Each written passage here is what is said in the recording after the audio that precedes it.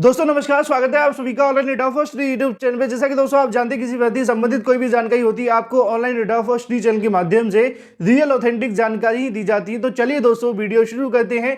Video को like कर दें और शेयर कर दें, चैनल को सब्सक्राइब करके बेल आइकन को दबा लें, जिससे कि आपको रियल ऑथेंटिक जानकारियों की नोटिफिकेशन सबसे पहले मिलते रहें। इस वीडियो में हम बात करेंगे यूपी नई प्राइमरी शिक्षक भर्ती, इसके अलावा 51,000 नई प्राइमरी शिक्षक भर्ती के बारे में और सीएम योगी के माध्यम से दिए गए बड़े बयान को लेकर एक एक करके अपडेट हम कवर करते हैं। शुरुआत करेंगे सबसे पहली अपडेट के।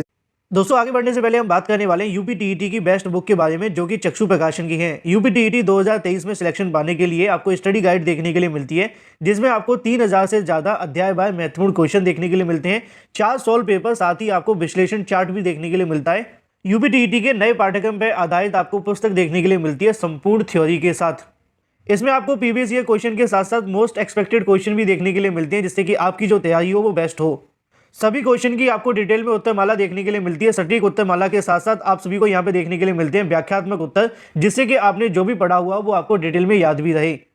चक्षु प्रकाशन का यहाँ पे स्टडी गाइड के साथ आपको प्रैक्टिस सेट भी देखने के लिए मिलता है, जिससे आपकी तैयारी होती है और भी मजबूत। इन सभी का लिंक मैंने आपको वीडियो की डिस्क्रिप्शन में दे दिया है। आप अमेजॉन या फ्लिपकार्ट से ले सकते हैं या फिर अपने नजदीकी स्टोर से भी, लिंक वीडियो की डिस्क्रिप्शन में है। नई प्राइमरी शिक्षक भर्ती को लेकर कल की तारीख में लखनऊ की सड़कों पर अभ्यर्थियों के माध्यम से धरना प्रदर्शन की शुरुआत की गई, जहां पे अभ्यर्थियों की सबसे बड़ी मांग ये थी कि सरकार के माध्यम से 51,112 पदों का हल्फनामा सुप्रीम कोर्ट में लगाया गया था, जिसमें बताया था कि हमारे पास इतने पद खाली हैं। और हाल ही में शिक्षा मंत्री के माध्यम से विधानसभा के अंदर समय समय पर कभी 63,000 पदों की जानकारी दी गई, तो कभी 51,112 पद खाली होने की भी जानकारी उनके माध्यम से विधानसभा के अंदर दी गई।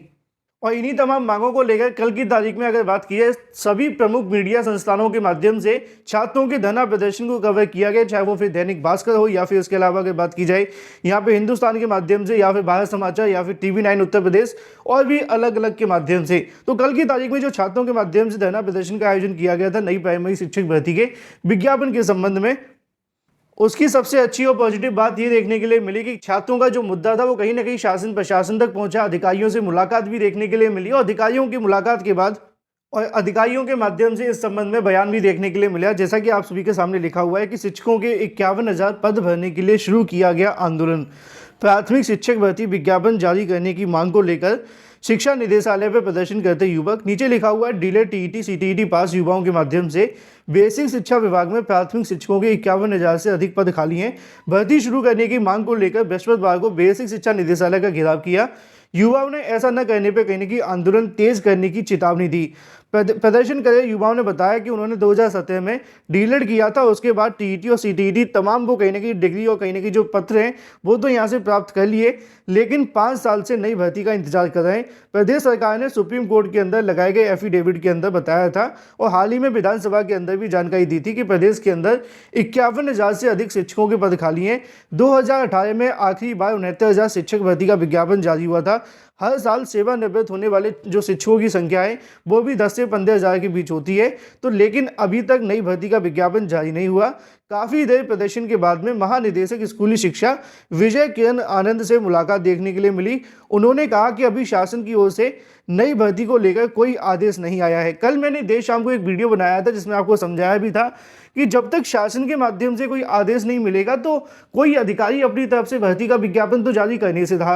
वही जानकारी यहाँ पे लिखी हुई है, क्योंकि यहाँ पे लिखा है कि नई भर्ती के लिए शासन की तरफ से कोई आदेश नहीं आया और इनके हाथ में ये तो है नहीं कि भर्ती का विज्ञापन अपनी तरफ से निकाल दें। तो जो मेन बात थी वो यही है। तो कहीं ना कहीं धरना प्रदर्शन करने से आपका मुद्दा सीएम योगी तक पहुंचा, जो कि आपके अधिकारी नहीं पहुंचा सकते। विधानसभा इसके अलावा और भी जगह तक जाता है, लेकिन जब धरना प्रदर्शन के माध्यम से पहुंचता है तो सीएम पर भी दबाव बनता है। तो उसी के संबंध में लिखा हुआ है कि नई भर्ती के लिए कोई आदेश नहीं आया। इससे छात्रों में नाराजगी बढ़ गई और उन्होंने नाराजगी तेज कर दी। इसके बाद पुलिस प्रशासनिक अधिकारियों ने उनको भरकर इको गार्डन भेज दिया गया।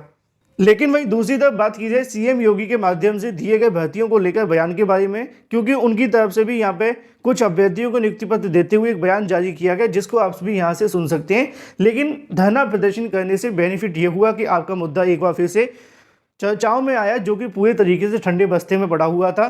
अब एक बार फिर से जब चर्चाओं में आएगा तो आप निश्चित तौर पर जानते हैं कभी न कभी सरकार इस मुद्दे को लेकर जल्द आप सभी के सामने खुलकर बोलेगी और अधिकारियों के द्वारा दिए गए बयान आप सभी के लिए कोई मायने नहीं रखते हैं, क्योंकि आप जानते हैं ये वही अधिकारी होते हैं जो कभी भर्ती को लेकर कहते हैं तब भी आप नहीं मानते। तो आप इस बात को कैसे मान सकते हैं कि उन्होंने कहा कि अभी भर्ती को लेकर आदेश नहीं आया? ये बात तो सत्य है। अभी सीएम ने कौन सा आदेश भेजा उनके पास में? जब तक वो आदेश भेजेंगे नहीं, अधिकारी कठपुतली है, वो कुछ करें। आप सब जानते होंगे मिशन रोजगार आदरणीय प्रधानमंत्री जी के देश के युवाओं को और उनके सपनों की उड़ान को एक मंजिल देना है।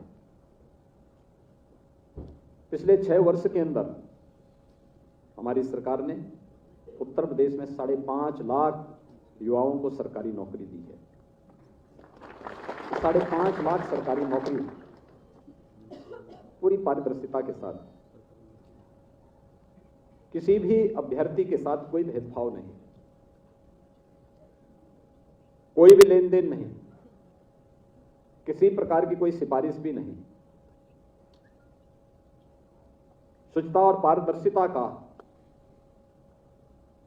उदाहरण आज उत्तर प्रदेश के उन सभी नियामक संस्थाओं के द्वारा देखने को मिल रहा है जिनके ऊपर उत्तर प्रदेश के अंदर विभिन्न विभागों में नियुक्ति की प्रक्रिया को ससमय संपन्न करने का दायित्व है और उसका परिणाम भी है। उत्तर प्रदेश ने पिछले 6 वर्षों के अंदर एक अच्छी छलांग लगाई है, अपनी एक नई यात्रा और एक नई दूरी तय की है। आज से 6 वर्ष पहले इन्हीं नौजवानों के सामने उत्तर प्रदेश के बाहर जाकर के अपनी पहचान छुपाने के लिए मजबूर होने के सिवाय कोई दूसरा रास्ता नहीं होता था। आज इनके सामने पहचान को छुपाने की आवश्यकता नहीं। आज वो उत्तर प्रदेश के अंदर भी उनके लिए नौकरी और रोजगार की संभावना है और उत्तर प्रदेश के बाहर भी वे देश और दुनिया में जहां कहीं भी जाएंगे, अब अपने राज्य के बारे में बताने में, अपने देश के बारे में बताने में उन्हें कोई संकोच नहीं। फिलहाल ये बात होगी सीएम योगी के बयान के बारे में। सीएम योगी ने एक बार फिर से कहने की पुरानी भर्तियों को लेकर जानकारी देते हुए मामले को रफा दफा किया, लेकिन आप जानते हैं लगातार धरना प्रदर्शन करने से जब सरकार के ऊपर दबाव बनता है तो निश्चित तौर पर उनको भर्तियों को लेकर भी बोलना पड़ेगा। चलिए बात कर लेते हैं एल टी गेट शिक्षक भर्ती के बारे में। एल टी गेट शिक्षक भर्ती को लेकर नई एल टी गेट शिक्षक भर्ती विज्ञापन, इसके अलावा पुरानी भर्ती के अंदर द्वितीय सूची जारी करने के संबंध में एल टी गेट शिक्षक भर्ती का नया विज्ञापन जारी करने के संबंध में साल 2018 की भर्ती वेटिंग लिस्ट जारी किए जाने की मांग को लेकर प्रतियोगी छात्र मोर्चा के बैनर तले बुधवार को उत्तर प्रदेश लोक सेवा आयोग प्रदर्शन किया गया, साथ ही ज्ञापन सौंपा गया। इस मौके पर तमाम वो अभ्यर्थी मौजूद रहे। निश्चित तौर पर अब अभ्यर्थियों के माध्यम से 27 मार्च 2023 को एक धरना प्रदर्शन का आयोजन किया जाएगा, जो कि स्पेशल एल टी गेट शिक्षक भर्ती के लिए होगा, चाहे वो नई भर्ती हो या फिर द्वितीय सूची। बात कर लेते हैं 69,000 शिक्षक भर्ती की सूची के बारे में। आप जानते हैं कि 69,000 शिक्षक भर्ती की सूची को रद्द कर दिया गया है, लेकिन अब जो आगे की कार्रवाई है वो शुरू हो चुकी है। जानकारी देखने के लिए मिली है कि 69,000 शिक्षक भर्ती को लेकर जो अभ्यर्थी नाराज हैं ओबीसी एससी, उन्होंने अपना फैसला बना लिया कि वो तो डबल बेंच जाकर इस मामले को चुनौती देने वाले हैं।